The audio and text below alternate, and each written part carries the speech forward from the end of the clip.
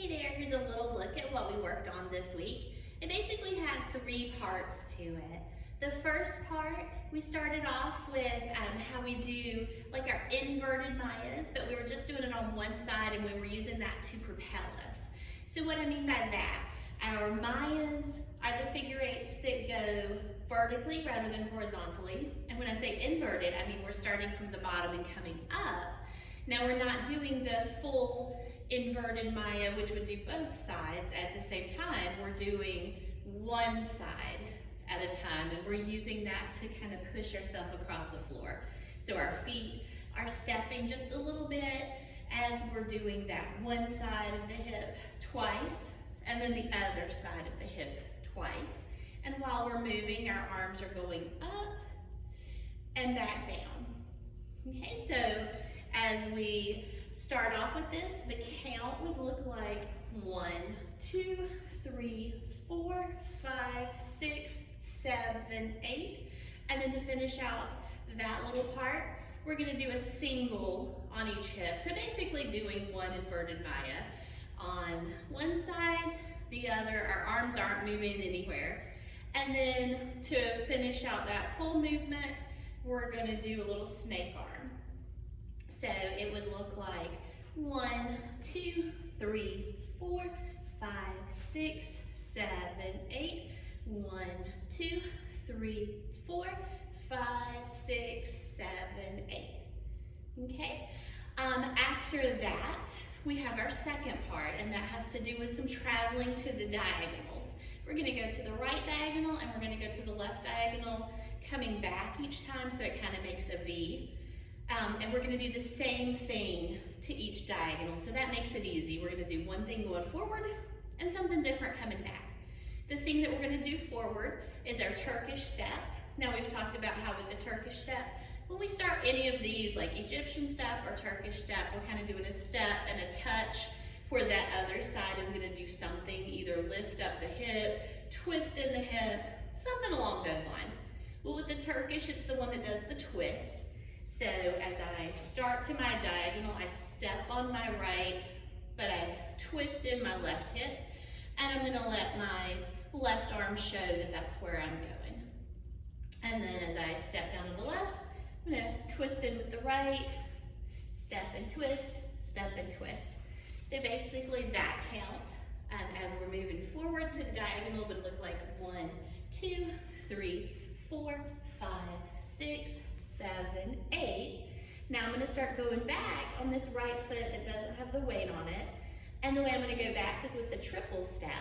So when we're doing that triple step, remember we're doing something like right, left, and then a pause, left, left, and a pause, right, left, left. And that little pause is like our 4.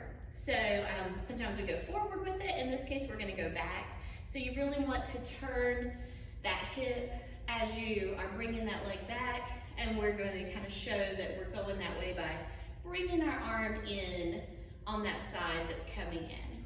So if we were up on our point that we just got to, we would back up with the right, left, left, right, left. And we want to go ahead and step down on that left foot so that our weight is off of our right, so that it can start the very same thing to our left diagonal.